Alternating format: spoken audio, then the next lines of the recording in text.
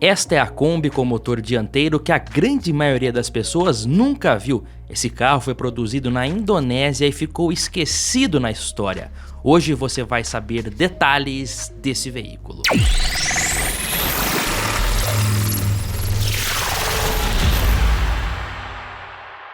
Olá amigos do canal PL, bem-vindos a este canal que traz muita literatura e nostalgia. Ativa o sininho aí, ó, você vai receber as notificações, curta também o vídeo, se inscreva, né, para fazer parte da nossa comunidade. Olha só, no início dos anos 70, o presidente da Indonésia, o Suharto, que governou o país em um regime ditatorial de 1967 até 1998, lançou um programa chamado KBNS, né, que numa tradução mais direta aí significa Veículo Comercial Simples. A ideia era clara: reduzir as importações e fabricar utilitários baratos e resistentes com mão de obra local dentro do país. Modelos rústicos como o Toyota Kijan e o Datsun Senna nasceram dessa iniciativa. E havia um terceiro projeto que se enquadrava perfeitamente nessas condições que o governo indonésio estava buscando.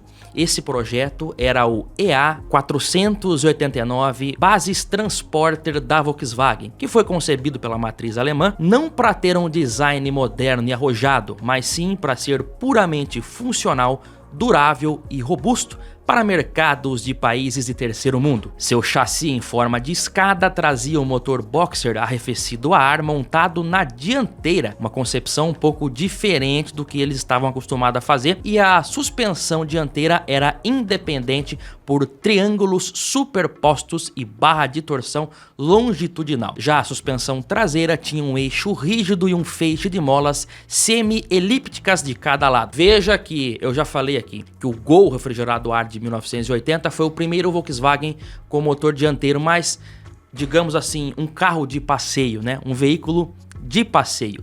Esse aqui, no caso, era um utilitário. O formato quadrado da cabine também não era à toa. A Volkswagen sabia que esse tipo de veículo, né, seria bem sucedido em países emergentes, mas em muitos desses locais, a instalação de uma fábrica se tornaria inviável diante dos altos custos. Era até uma aposta deles que esse tipo de veículo, né, contribuiria para o progresso e evolução das localidades em que eles seriam vendidos, porque seriam veículos que seriam usados nas mais diversas áreas de comércio, construção civil e até transporte de passageiros. Mas a produção desses utilitários era prevista pela matriz alemã que fosse realizada por terceiros, empresas, né, que seriam parceiras da Volkswagen. E nesse sentido, quanto mais plana fosse as chapas e até os vidros, que os vidros também eram totalmente retos, isso barateava a produção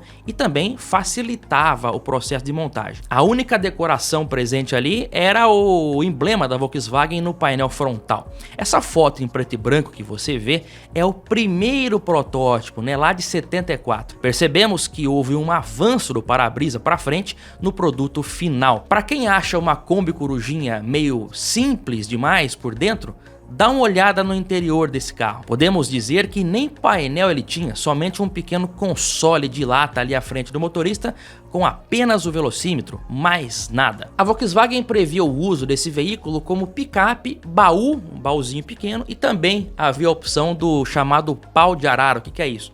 É um caminhão com a caçamba com bancos para transporte de passageiros, sem cinto de segurança, sem nenhum tipo de segurança, né?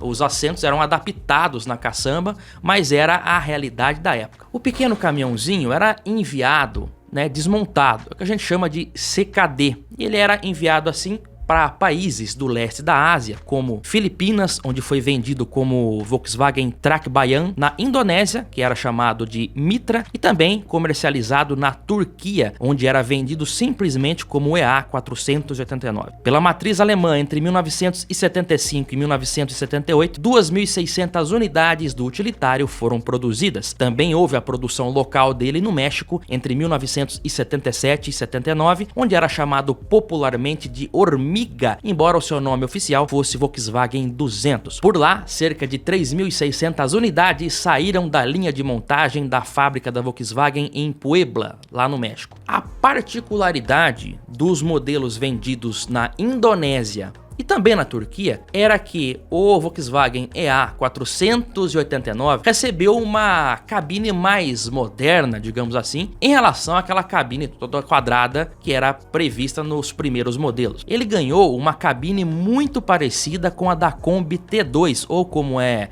popularmente conhecida aqui, a nossa Kombi Clipper, lançada em 76. Esse estilo de cabine surgiu na Alemanha em 1967 para substituir a antiga T1, que já estava envelhecida, por isso ela foi chamada de T2. A Kombi, a partir desse momento, ganhou nova frente, portas de correr e janelas panorâmicas. A nossa Kombi de 76 é um meio termo entre a T1 e a T2, é isso mesmo. A nossa Kombi Clipper, lançada em 76, ela tinha a frente da T2 alemã, e a traseira, mas o meio dela, digamos assim, com exceção das portas que eram mais modernas, com vidro de subir e descer, era basicamente as mesmas janelas individuais da Kombi Corujinha, como nós chamamos aqui, que foi produzida no Brasil até 1975. Ou seja, a nossa Kombi Clipper é uma mistura, uma fusão de T1 com T2. Por essa razão, ela é chamada até pelos gringos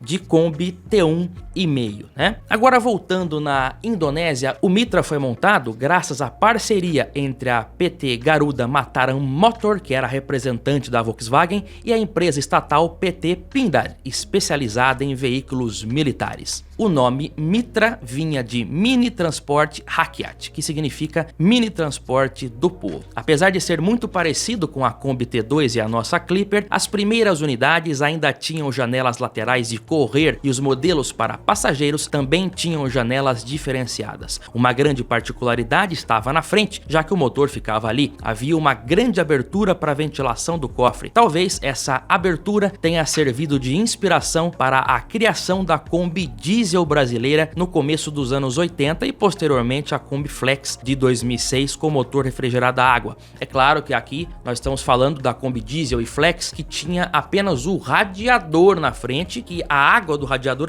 era levada lá para trás, onde ficava o motor, através de tubulações que passavam ali dentro do chassi, junto ali no meio. No caso do Mitra, o motor ficava na frente, era o motor inteiro ali, só que refrigerado a ar, logo não tinha radiador. Porém, esta abertura, principalmente na parte de cima, é bem parecida com a abertura da Kombi Diesel, então talvez a Volkswagen do Brasil tenha usado um pouco dessas soluções para aplicar aqui na Kombi movida a diesel. O governo indonésio via o Mitra como símbolo de independência industrial. Ele seria o veículo ideal para pequenos negócios, transporte rural e até o uso oficial do Estado. Durante as eleições de 1977, dezenas de unidades foram usadas para transporte de urnas e funcionários. Mas havia um problema.